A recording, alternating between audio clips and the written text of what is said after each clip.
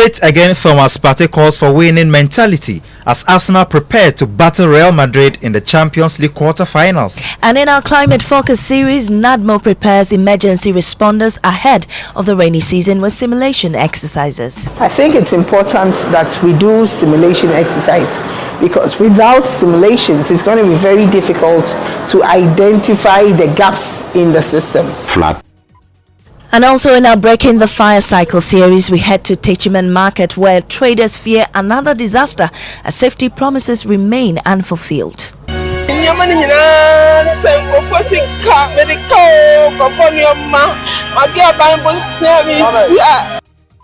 These and more with me, Maame, Nyamekye, Thompson. This is Joy News, independent, fearless and credible. Please stay.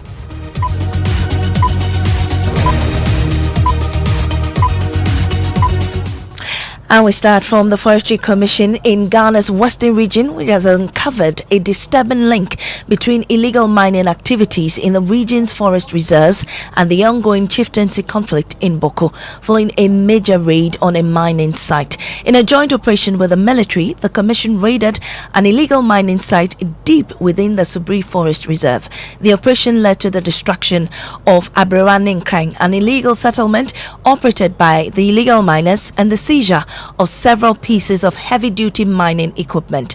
However, what shocked officials was not just the environmental destruction, but evidence suggesting that some of the miners were funneling proceeds from the illegal activity to support factions involved in the Boko chieftaincy crisis in the Upper East region. Here's the Western Regional Director of the Forestry Commission, Nana Bosumpim. And I think majority of the people we are encountering are not from the Western region. We've seen people from the neighboring regions, and we've seen people from the Upper East, Upper West, and the Northern region. What about non-Ghanaians? What about non-Ghanaians? Yes, there are a lot of Ghanaians from the Upper East, Upper West, the Northern region, and the Savannah. And we saw a lot of indigenous from the Baku Borga area. And in our interaction with them, we are told that they come to work here to be able to repatriate some amount of money to their kinsmen to be able to fight. So they've created WhatsApp groups. Some of them we saw on their phones. That is like Boku citizens outside the main Boku environment, and they come to engage in Galamsey and repatriate money back to support the conflict.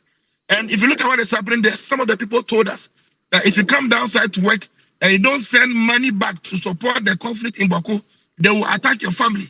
So it tells you that the illegal mining menace is funding the conflict in Boko. No wonder it has exacerbated. These people have fortified themselves. We've seen them holding AK-47 rifles. We've seen them holding pump actions. And some of them have come with a lot of spiritual fortifications. One that I'm told when you even shoot at them, you will not get them. There have been instances that my team, the rapid response team of the First Commission, managed to arrest some of these people with so-called spiritual fortification against machete attacks. One of them was taken to the hospital, and as I speak to you, he's even in a critical condition because they cannot inject him. They are trying to give him infusion. The needle will not penetrate because you are told he swallows certain things. And this is the caliber of people that have invaded our region. Convener of the Media Coalition Against Galamsey, Dr. Ken Ashikme, is urging government to sustain the new drive to end illegal mining. For me, it's to tell His Excellency that the fight against this is about it's the democracy of our country that is at risk.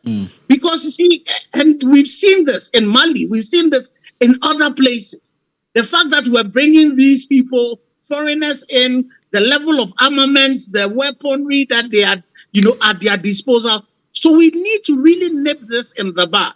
We've gone beyond the time where we're looking at the dire ecocide that is happening. But what we are now doing is that we are brewing, and this one, and I told you, that the spoils of this particular conflict is going, of this particular endeavor, is fueling the conflict that is happening in there. So it is important that national security, the intelligence apparatus get involved into these places, infiltrate into these places, so that we are able to actually arrest these people. Don't let them get into the forest and go and regroup again.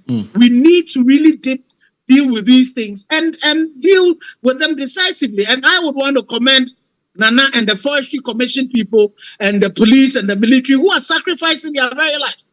As we speak, one of their colleagues is still at Komfuanochi fighting for his life. Right. So we all need to pay particular attention to this particular issue. Well, we stay a while longer on the subject. Despite multiple military-led operations in the Tano Area Forest Reserve, illegal miners continue to flood the area, raising fresh concerns about the future of one of Ghana's protected natural resources. Clean Jobs, the legal concessionaire, has been at the forefront of efforts to halt the destruction. The company recently sponsored a major military operation that led to the seizure of 19 excavators, but that hasn't stopped the illegal activities. In a fresh raid yesterday, Clean Jobs supported yet another operation, resulting in the arrest of illegal miners and the seizure of 4 more excavators. And joining us now is David Thomas, Communications Director of Clean Jobs. We're grateful for your time, Mr. Thomas. Well, walk us through what happened during this latest raid. How many arrests were made and which parts of the reserves were these? Yeah, hi. Okay, thanks very much. Yeah. So yesterday we were able to confiscate in effect five excavators. 3 we were able to take away to the district assembly compound. There are still 2 excavators at the site. We've taken off the control board, so it's immobilized the excavator. In terms of actual physical arrest, we were unable to do the physical arrest because the people involved in this were able to run away. They escaped, as it were. But in terms of the excavators, we've got, in effect, 5 under our control. Yeah? But do we know who these illegal miners are or who are behind them? Are they local or foreign nationals? Well, from our sort of understanding, we believe it's a mixture of both. We believe that there are foreign nationals involved, but also, working with the local people in it. Well, we presume from the area. So we understand that it's a mixture of both Ghanaians and foreign nationals. Yeah. But are you getting any help from government in securing this forest reserve? To be honest, we have had a lot of support from the government through the government's efforts and obviously our efforts. We have been able to finance a military operation in the area. So in terms of the support from the government, we're happy with that. And obviously we endorse that and we would like that to continue as long as possible. If we do not have a military presence in this area, I think it will be very, very difficult to bring this under control. So from our perspective, the government has been very supportive and they understand our situation. In terms of, people behind it, we do not believe as a company that this cannot be coordinated by just local people. So we are under the impression that there are people of significance somewhere involved in this for sure. Well, despite the recent crackdown, illegal miners continue to evade. Why do you think this persists? Well, we thought about this. We discussed this at length. And our sort of conclusion is, obviously, they know that the land is rich.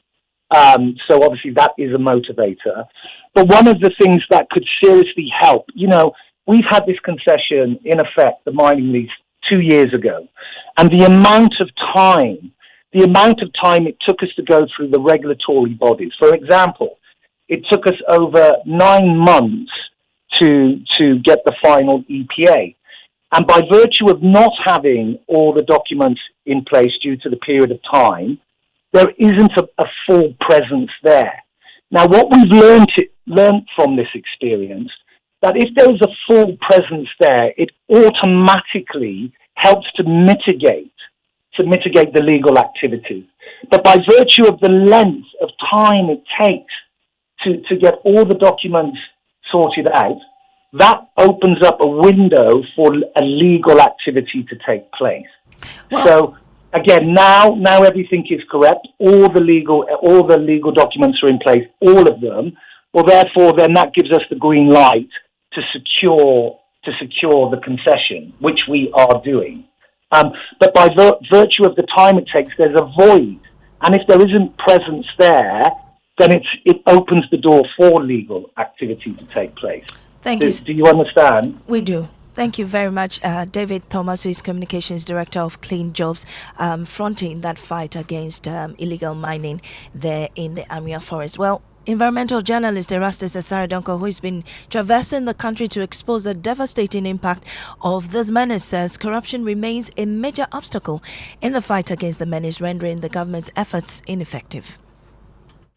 About the corruption bit, which to me is also serving as a challenge for the government in fighting this, because I don't see any other reason why when you notify an agency about something that is urgently happening in a forest reserve and then there will be feet dragging. There are instances that soldiers have been sent to a particular area to flush out illegal miners and they came back to say that they did not find them. We sent another team and they are able to find them. That was in Tanzania recently. The soldiers that were sent from 2BN in Central to the forest, they came back to say that they could not find two other groups who had notoriously pitched camp within the forest reserve. And then the concessionaire brought soldiers from Accra, and there they were with 15 excavators. How can you miss 15 excavators in a forest?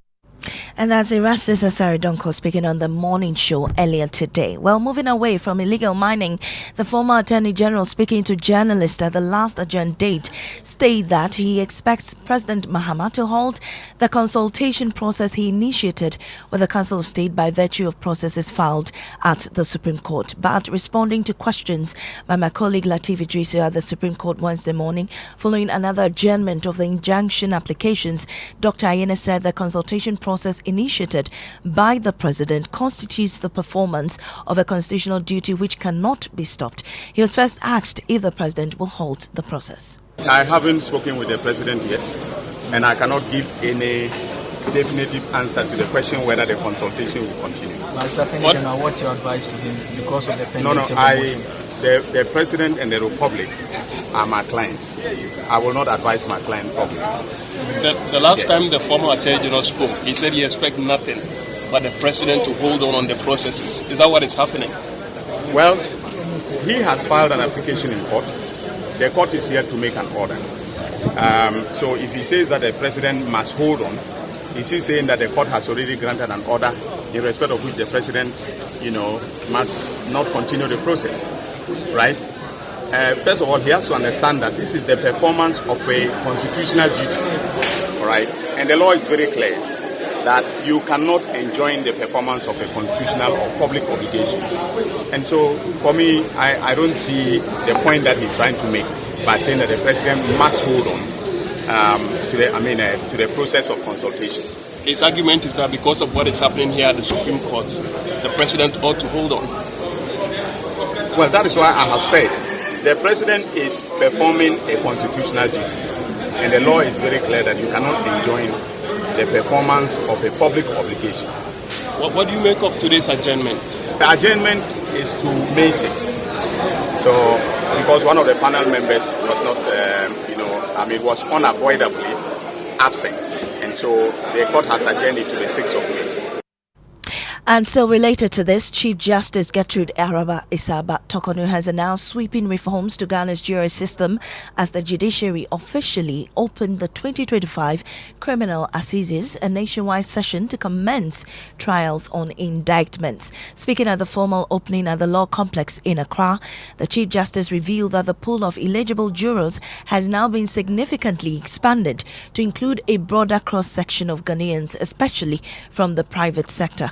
According to her, the move ends the long-standing practice of relying predominantly on clerical staff from public institutions and the education sector, an arrangement that over the years led to the same individuals serving on juries for extended periods. Under Section 208 of Act 30, a person convicted of treason or felony or an offence involving dishonesty is disqualified to serve as a juror unless the person has obtained a free pardon. Over the years, and strangely, the justice sector seemed to have become constrained only to a small pool from which jurors were chosen. This pool seemed to have become confined to clerical staff in the civil and or public service institutions, and in a few instances, officers from the education sector. The yearly revision of lists required under Section 213 of Act 30 has seemed not to be thorough. This has caused the untenable problem of a particular juror being involved in several cases in different courts at the same time. Some of the jurors were on jury duty for years, and in some cases over a decade, making them almost professional jurors, and not the lay group with fresh exposure to legalities that they were needed to be. After much brainstorming, a team assisted me to propose solutions and reforms to make our jury system more efficient and result-oriented. In order to get the buy-in of all stakeholders, the team went on to do media and stakeholder engagements on national and regional platforms. As we open assizes today, jury lists have been expanded to include all citizens qualified by law, including many individuals in the private sector. Over time, steps will be taken to further expand the pool from which jurors will be selected. With these reforms, it is our expectation in the judiciary that the time of citizens engaged in jury duty not being used efficiently will change. And you heard Chief Justice Gertrude Tokono. Let me take you now to Alisa, where the NPP is in a crunch meeting to review factors that led to its electoral defeat in the 2024 general election, and also hear the outcome of the Professor Michael Quay report into the party's poor performance. My colleague Kenneth Jesse is monitoring that meeting for us and joins us on the phone lines. Kenneth, what can you report? Well, most of the party big wigs are here. The minority leader, Alexander Fanyomakin, is here. The party's 2024 flag bearer is also here. And also the party's running mate, Matthew Opoku-Prempeh, is here as well. He was notably accused in a report that was conducted by the Kwame Nkrumah University of Science and Technology that found that he was part of the reasons why the party lost power. But when he spoke to reporters today when he got here, he said that the party should accept the outcome of this report, remain a united front, and soldier on to 2028.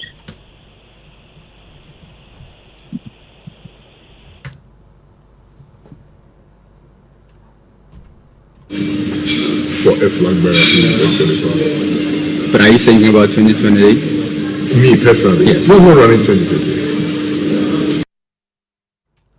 Unfortunately, that sound has poor quality. Well, Ken, is there any other thing that we're expecting from this meeting?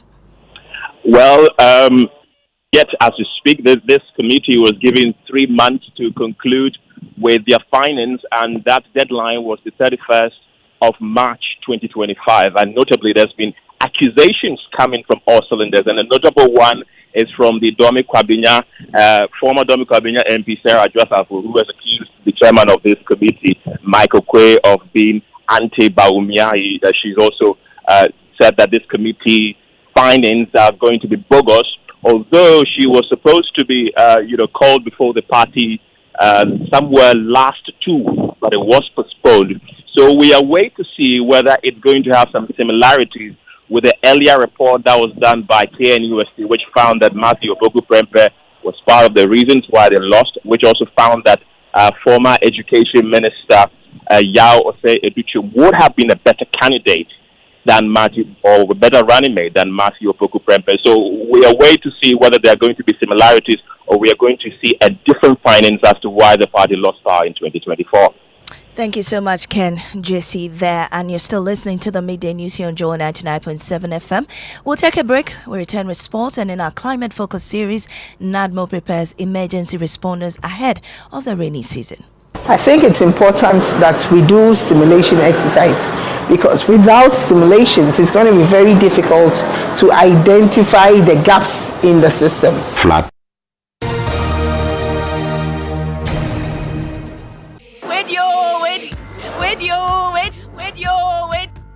Where did I? Now I don't know many I just saw. Obiang, what's the chrome ha? And to want to say petrol software energizing drinks for motion. Hey boy. Petrosol are celebrating their 10 years in grand style. They're giving back to their loyal customers. Hope you have registered at their online portal. Don't say I didn't tell you, oh. Each month, customers will stand a chance of winning items like tricycles, motorcycles, television sets, refrigerators, phones, fuel vouchers, and many more. But the best part is that at the end of the promo, we will be giving out a grand prize of 2 Suzuki Espresso cars to lucky winners who stay with us all through the promo period. All you need to join is to visit any of our over 100 stations across the country to get registered, or go to www.petrosolcrm.com to register online. Petrosol, energizing dreams. When I wake up in the morning, I brush my teeth with Kale Charcoal toothpaste. This gives me confidence all day. Anytime you meet Amma, don't be surprised I smile showing my beautiful white teeth because I don't have cavity thanks to Kale Charcoal toothpaste for its natural charcoal properties. In fact, we are like twins. I can't go without my Kale Charcoal toothpaste. That be why I dey use Kale Charcoal toothpaste morning and night when I dey go bed safe. It dey make my teeth white when it dey comot every scent from my mouth inside. My confidence level they go up, so I dey show my 32 teeth all. Introducing the Kale Charcoal toothpaste, formulated with activated bamboo charcoal powder, ensures whiter teeth and removes bad breath. The strong natural property of the activated bamboo charcoal removes bacteria, absorbs surface stains on our teeth caused by coffee, wines, and tobacco. Welcome, Kale Charcoal toothpaste. Kale Charcoal toothpaste, Sankofa Yenchi. Kale, happy smile. This advert is FDA approved.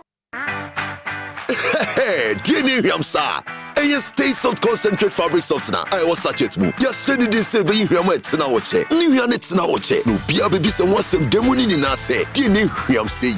Fair quiet, yes, sim beer association Ontario. Use stay soft and New Yanets now watch. Nani boss to tap from cry. A fabric softener. And yen yes, sir. Choose to stay soft. No, who's so say no. FDID a dreading crowd to yatu.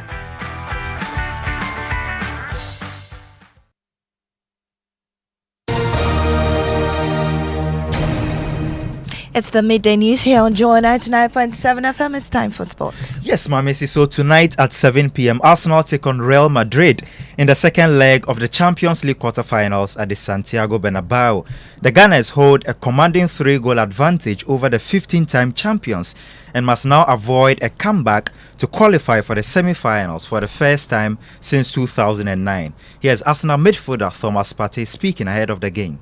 Well, I think we all know what we have to do. We have to go there with the mentality to win. We want to win every game, and I think we have to, play our game, be confident with the ball, and also, try to find their weaknesses and keep attacking them. We've experienced this many times when we play here, and I think it's not going to be something different. We just have to be confident with the ball and try to play our game. Yeah, so that's Arsenal midfielder Thomas Partey, and I really hope Arsenal win tonight so that I hope die-hard fans like Fred Smith and Isaac me Yabua will smile tomorrow at work. All right, thank you so much. And as Ghana braces for another rainy season, the National Disaster Management Organization (NADMO) is shifting focus from relief to readiness, with flood-prone areas like Kwabre East and Asokore Mampong municipalities under watch. NADMO says prevention pays and is training emergency responders, health workers, and local leaders to act before disaster strikes.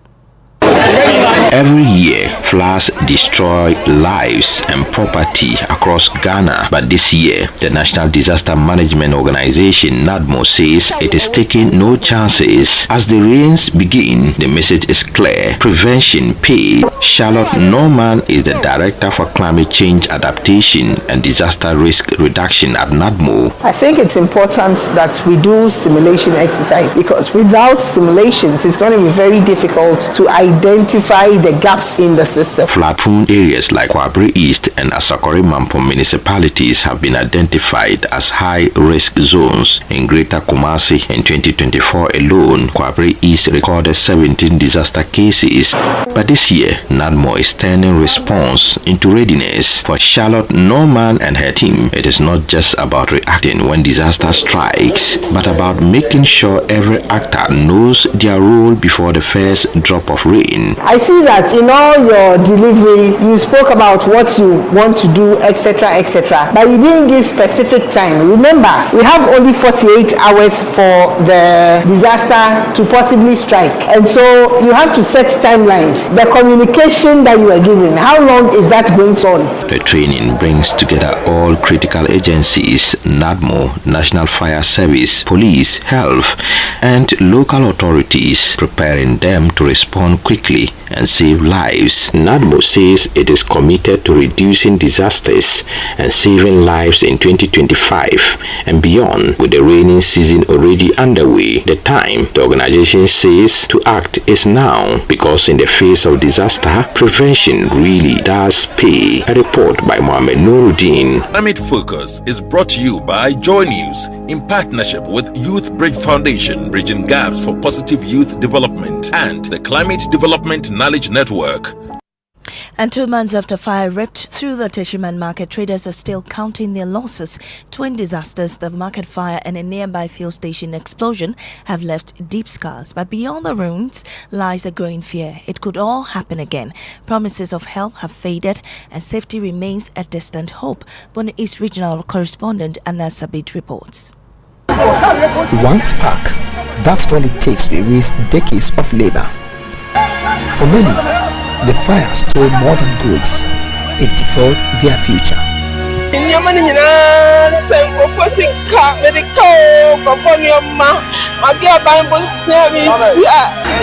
These recurrent fires have turned these herbs of life into ashes, leaving behind shattered dreams. I have lost everything. I am a widow.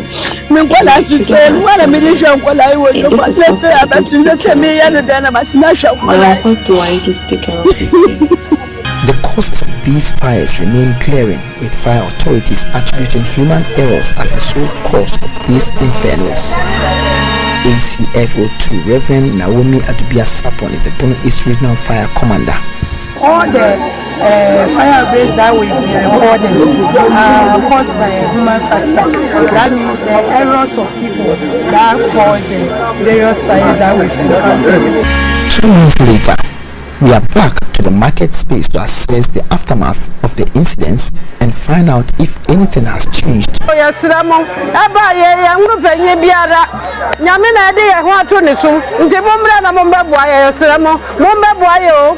question isn't just how to stop the flames, it's whether those in power will finally listen. Reporting for Joy News, Anas Sabit. And just about now, we go to what's trending, and I have with me in the studio Derek Elom Ashilevi. Maame, thank you. Great. Moving on to the trend. The first of it is 1 million coders program, which was launched today by the president and, of course, the Ministry of Communication. And I don't know if you know the story of the mayor who threatened to flog traders who were selling on the pavement, but I am in disagreement with him. Really, it's against the law. And of course we've seen it done before. It didn't bring any results. I mean, if you're flogging them to move away, where are they going to? And of course, Maame, the bigger story perhaps is Arsenal to face Real Madrid tonight at the Bernabeu. They better win, I promise you. I have a feeling Arsenal is going to make it, but everybody believes that the Bernabeu. But Arsenal also has a history of disappointing people, just like the Black Stars. I hope they don't do that this time. I don't think this time. I think this time the stakes are higher, and so let's see how that pans out. Thank you so much, Ashilevi, and that's how we draw the curtain on this afternoon's bulletin here on Joy 99.7 FM. I am Maame Nyamekye Thompson. Up next is Living Word with Pastor Mensa Otabil.